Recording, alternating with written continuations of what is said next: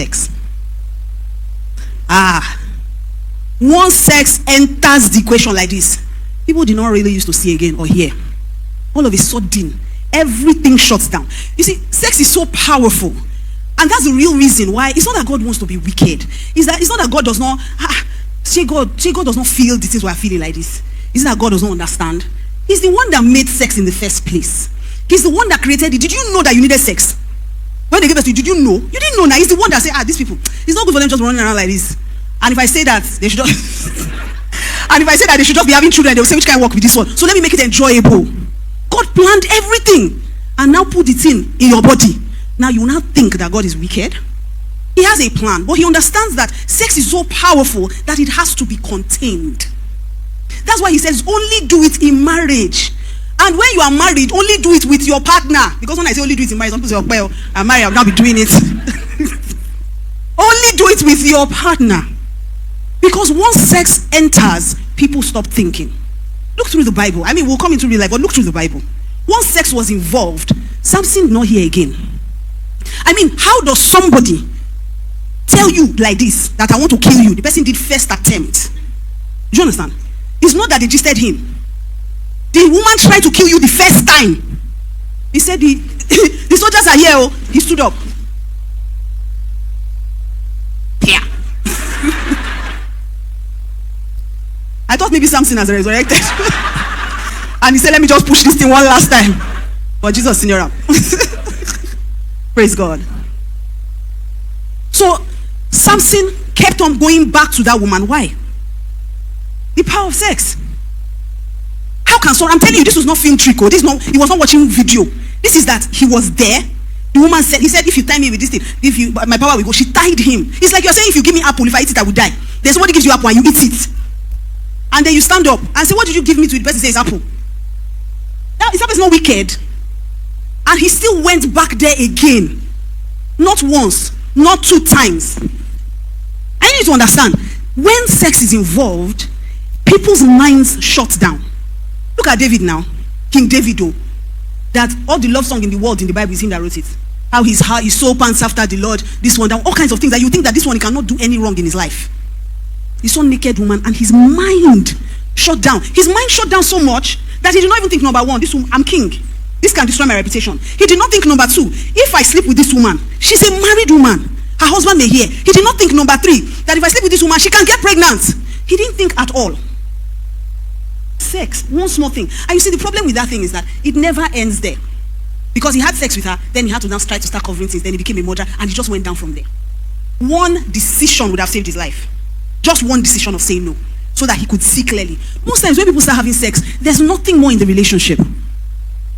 Because you have taken away intimacy. You've rushed it all. So the person's not your friend, you don't talk to the person, you're just, once you start sleeping with somebody, every time you see the person, what you're thinking about is how to sleep with the person. It's never all of that form, like, you know. What's she talking about? We're all like really very holy in this church. Holy hill. Yeah, warming up.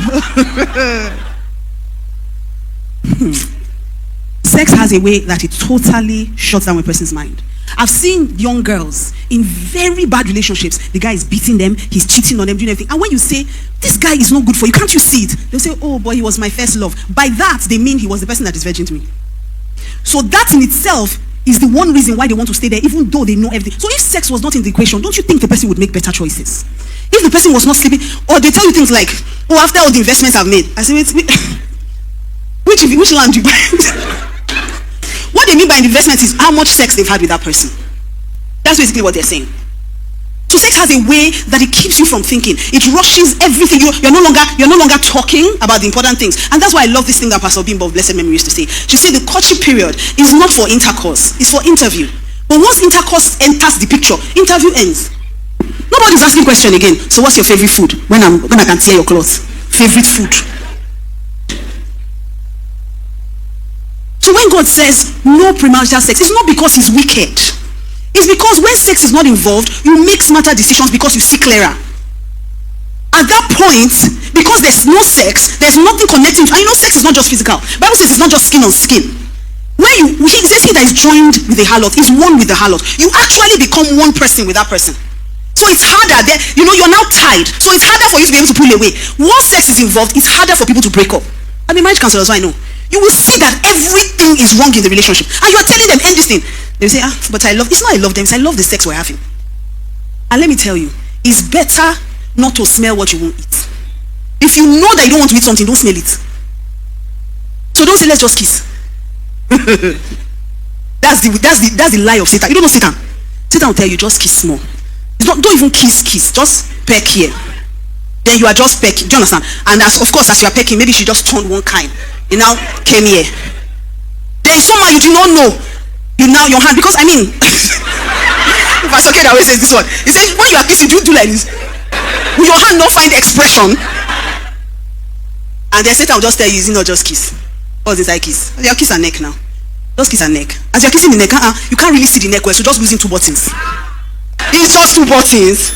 That's Satan. Satan will never tell you from the beginning, come and destroy your life. He never does that. He will start bit by bit. He didn't come to Eve and say, come and eat the fruit so that you people will die. He didn't say that. He just started having a conversation with her. It's fine, girl, come. She said, how many of you did this garden now? Come now, make it come. And she came once, where your husband? I don't know, he's with animals. And I say, so come, is it true that God said you people should not eat apple? We should not eat fruits. Yeah, he said we should not even touch it, we should not even look at it. He said, God is somehow. He has mind though. See this kind of fine fruits that people should not look at it. You should not touch it. He's a lie, touch it, nothing will happen. She said, you're almost there, just put your hand. She put her hand. He said, just pluck it, she pluck her. Oh yeah, just smell it, she smell her. Oh yeah, just lick it. I didn't say bite it or just lick it. After you have not eaten it, licking something is eating. That's what Satan does. Small. Before you know, you don't get belly. So once sex enters, dynamics change. You can't see clearly anymore. You can't hear clearly anymore. And let me tell you, you can never be wiser than God. When God tells you something, stay away from it. I know people, let me tell you, there's one of my dear daughters.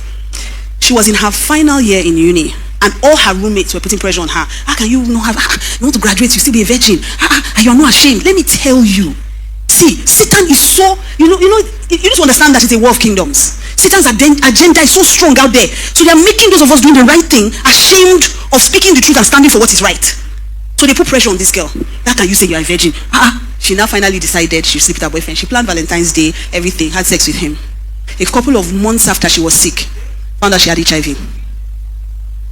And she said she used condom. She used condom. But condoms break, don't they? It's not man-made. Anything man-made can fail. So when the Bible says avoid premarital sex, run, flee. Final thing that can be a blind spot, not picking from your spirit. And I'll say this because I feel like in this day and age, a lot of people are so focused on telling you, if you are compatible, if your personalities are like this, let me tell you, somebody can look good, can tick all the boxes, but the person may just not be the right person. And the only way you can know is if you tap into your spirit. That's the only way you can know for sure. Someone can be everything you ever dream. All the list that you've written, he must be tall, dark, handsome. Even I don't know who will now marry short, yellow, ugly. He will be all those things. He must have money. He must be a worker in church maybe, but he's not the one God planned for you. But how will you know if you don't tap into your spirit? How will you know if you don't check? So these days everyone makes it seem as if he must be this, just tick the boxes. Let me tell you, you must still pray. And the reason why you must still pray is because you are not like everyone out there. In case you don't know, you don't have a spirit, you are a spirit. Because a lot of times that's what you think, you have it. No, you are a spirit. That's your essence. You are a spirit, you have a soul, you live in a body, but your essence is that you're a spirit man. And that means that you have the very nature of God. That's what makes you like God. Do you think God can never be stranded? If God cannot be stranded, why? It's because he's a spirit. And you see, marriage is also a spiritual thing. Marriage is more spiritual than it is physical. If God created marriage and God is a spirit and marriage came from God, that means it's spiritual. So you cannot use your flesh to make a spiritual decision. Marriage is not about we like each other, we love each other. Marriage is about destiny. Marriage is about destiny. Is this the kind of person I want to spend the rest of my life fulfilling destiny with? Is this the kind of person I want to reproduce his kind? Because when you are marrying someone, you're not just choosing a spouse, you are choosing a parent for your children. And a lot of times we will not think about that. So even the Bible tells you that beauty is vain, charm is deceitful. It said, but it is a woman who fears the Lord. That's the one you should go after. How will you know a woman that fears the Lord if you don't fear the Lord? So you must still pick from your spirit. It must still come from your spirit. Listen, if you sow to the flesh, you will reap corruption. No? If you, every time you want to make a decision, you do it from your flesh. This guy looks good. I think can pay my bills. He can. when you enter that marriage, you will see dimensions you never thought about. So as a Christian, don't get carried away by what the world is doing. You must do things God's way. We laugh about it now, but those days, you don't marry somebody you have not received. Yes. You must still bring the God factor, because it's God that still ends up doing this now. It's God that still ends up blessing that marriage and that union. And God will not bless what he did not put together. So from today, after you have checked all the boxes, take time out and pray. I miss the days of praying Christians. I don't know, these days now people are praying, Father do, give me. Listen, have a communion with God. Have conversations with him and say, this person, he be like saying fine, but God, how is he inside? Because it's God that sees the heart. God does not see the way you are seeing. You are focused on the outside. God says it's the heart I'm looking at. So the person may be everything, but what is his heart like? So when it comes to marriage, don't make it a natural decision. Don't say, Anna, fine girl, see her childbearing hips. Wow.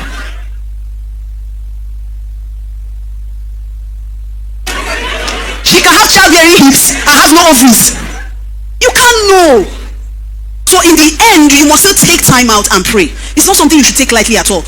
Who you are going to go the journey of life with is so vital. The person you marry has the ability to change the rest of your life. Were you blessed this evening?